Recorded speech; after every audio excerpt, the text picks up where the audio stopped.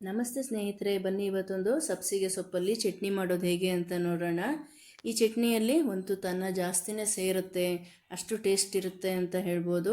ಹಾಗೆಯೇ ಇದು ಬಾಣಂತಿಯವ್ರಿಗೆ ಕೂಡ ತುಂಬಾ ಒಳ್ಳೆಯದು. ಈ ಚಟ್ನಿ ದಿನಕ್ಕೊಂದ್ಸಲನಾದ್ರು ತಿಂದರೆ ಚೆನ್ನಾಗಿರುತ್ತೆ. ಹಾಗೆಯೇ ಇದನ್ನು ಹೇಗೆ ಮಾಡೋದು ಏನು ಅಂತ ನೋಡ್ಕೊಂಡು ಬರೋಣ. ಈ ವಿಡಿಯೋ ಇಷ್ಟ ಆದರೆ ಲೈಕ್ ಮಾಡೋದನ್ನು ಮರಿಬೇಡಿ. ಬನ್ನಿ ಇವಾಗ ನೋಡೋಣ. ನಾನಿಲ್ಲಿ ಸಬ್ಸಿಗೆ ಸೊಪ್ಪನ್ನು ತಗೊಂಡಿದ್ದೀನಿ. ಇದನ್ನು ಚಿಕ್ಕದಾಗೆ ಹೆಚ್ಕೊಂಡಿದ್ದೀನಿ. ನಾನಿಲ್ಲೊಂದು ಅರ್ಧ ಕಟ್ಟಷ್ಟು ತೊಗೊಂಡಿದ್ದೀನಿ. ಸ್ವಲ್ಪ ಕೊಬ್ಬರಿ ಮತ್ತು ಕಾಯಿನ ನಾನಿಲ್ಲಿ ಯೂಸ್ ಮಾಡ್ತಾಯಿಲ್ಲ, ಕೊಬ್ಬರಿ ಯೂಸ್ ಮಾಡ್ತಾಯಿದ್ದೀನಿ. ಟೇಸ್ಟ್ ತುಂಬಾ ಚೆನ್ನಾಗಿರುತ್ತೆ. ಹಾಗೆಯೇ ಈರುಳ್ಳಿ ಒಂದು ಅರ್ಧ ಚಿಕ್ಕದಾಗೆ ಹೆಚ್ಚಿಟ್ಕೊಂಡಿದ್ದೀನಿ, ಮತ್ತು ಟೊಮೆಟೊ, ಬೆಳ್ಳುಳ್ಳಿ ಒಂದು 4 ಸಿಗಲು, ಮತ್ತು ಖಾರಕ್ಕೆ ಎಷ್ಟು ಬೇಕೋ ಅಷ್ಟು ಮೆಣಸಿನ್ಕಾಯಿ. ನಾನಿಲ್ಲಿ ಹಸಿ ಮೆಣಸು ತೊಗೊಳ್ತಾ ಇಲ್ಲ, ಕೆಂಪು ಮೆಣಸು ತೊಗೊಳ್ತಾ ಇದ್ದೀನಿ. ಹಾಗೆಯೇ ಬನ್ನಿ ಇಲ್ಲಿ ಒಂದು ಪಾತ್ರೆ ತೊಗೊಂಡ್ಬಿಟ್ಟು ಅದು ಬಿಸಿ ಆದಮೇಲೆ ಸಬ್ಸಿಗೆ ಸೊಪ್ಪನ್ನ ಹಾಕಿಬಿಟ್ಟು ಫ್ರೈ ಮಾಡ್ಕೊಳ್ಳೋಣ. ಸ್ವಲ್ಪ ಇದು ಹಸಿ ವಾಸನೆ ಹೋಗೋವರೆಗೂ ಬಾಡಿಸ್ಕೊಳ್ಬೇಕು. ನೋಡಿ, ಇಷ್ಟ ಆದರೆ ಸಾಕಾಗುತ್ತೆ. ಇವಾಗ ಇದನ್ನು ತಣ್ಣಗಾಗೋದಕ್ಕೆ ಬಿಡೋಣ. ಅದಾದಮೇಲೆ ಒಂದು ಜಾರ್ ತೊಗೊಂಡ್ಬಿಟ್ಟು ಮೆಣಸು,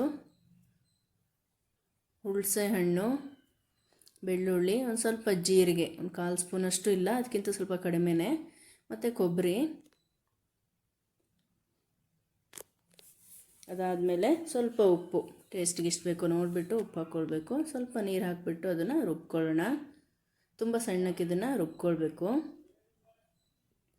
ನೋಡಿ ಎಷ್ಟು ಸಣ್ಣಕ್ಕೆ ಆಗಬೇಕು. ಅದಾದಮೇಲೆ ಇವಾಗ ಸಬ್ಸಿಗೆ ಸೊಪ್ಪನ್ನು ಏನು ಫ್ರೈ ಮಾಡಿ ಇಟ್ಕೊಂಡಿದ್ವಲ್ಲ ಬಾಡಿಸ್ಬಿಟ್ಟು ಅದನ್ನು ಹಾಕ್ಬಿಟ್ಟು ಇವಾಗ ರುಬ್ಕೊಳ್ಳೋಣ.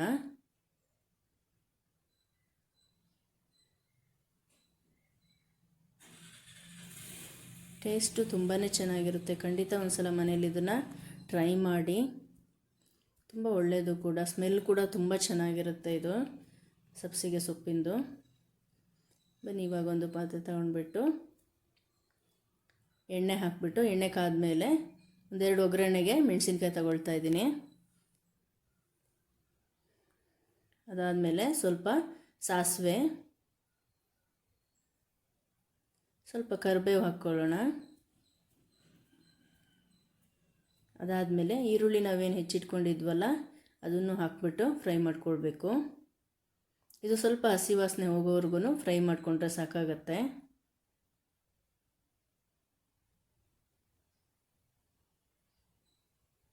ಆದಷ್ಟು ಫ್ಲೇಮ್ನ ಮೀಡಿಯಮಲ್ಲಿ ಇಟ್ಬಿಟ್ಟು ಫ್ರೈ ಮಾಡ್ಕೊಳ್ಬೇಕು. ಇದಾದಮೇಲೆ ಟೊಮೆಟೊ ಏನು ಹೆಚ್ಚಿಟ್ಕೊಂಡಿದ್ವಲ್ಲ ಅದನ್ನು ಹಾಕ್ಬಿಟ್ಟು ಹಾಗೆಯೇ ಫ್ರೈ ಮಾಡ್ಕೊಳ್ಳೋಣ.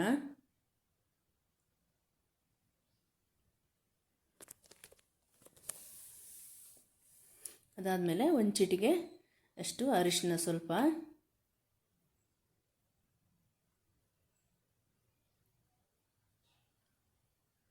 ಇದನ್ನು ಸ್ವಲ್ಪ ಫ್ರೈ ಮಾಡಿಬಿಟ್ಟು ಅದಾದಮೇಲೆ ಒಂದು ಸಲ ಚೆನ್ನಾಗಿ ಮಿಕ್ಸ್ ಮಾಡಿಬಿಟ್ಟು ಅದಾದಮೇಲೆ ಸಬ್ಸಿಗೆ ಸೊಪ್ಪು ನಾವೇನು ರುಬ್ಬಿಟ್ಕೊಂಡಿದ್ವಲ್ವ ಅದನ್ನು ಹಾಕಿಬಿಟ್ಟು ಒಂದು ಸಲ ಚೆನ್ನಾಗಿ ಮಿಕ್ಸ್ ಮಾಡಿ ಇವಾಗ ಕುದಿಸ್ಕೊಳ್ಬೇಕು.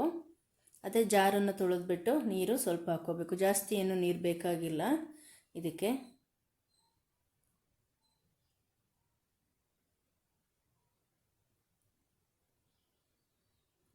ಇವಾಗ ಸ್ವಲ್ಪ ಟೇಸ್ಟ್ ನೋಡಿಬಿಟ್ಟು ಉಪ್ಪು ಹಾಕ್ಕೊಳ್ಳಿ. ಉಪ್ಪು ಹಾಕ್ಬಿಟ್ಟು ಚೆನ್ನಾಗಿ ಒಂದು ಸಲ ಮಿಕ್ಸ್ ಮಾಡಿಬಿಟ್ಟು ಇದನ್ನು ಕುದಿಯೋದಕ್ಕೆ ಇಡೋಣ. ಖಂಡಿತ ಒಂದು ಸಲ ಮನೇಲಿ ಇದನ್ನು ಟ್ರೈ ಮಾಡಿ. ಈ ವಿಡಿಯೋ ಇಷ್ಟ ಆದರೆ ಲೈಕ್ ಮಾಡೋದನ್ನು ಮರಿಬೇಡಿ. ಹಾಗೆಯೇ ಯಾರ್ಯಾರು ನನ್ನ ಚಾನಲ್ನ ಸಬ್ಸ್ಕ್ರೈಬ್ ಆಗಿಲ್ವೋ ಖಂಡಿತ ಸಬ್ಸ್ಕ್ರೈಬ್ ಆಗಿ.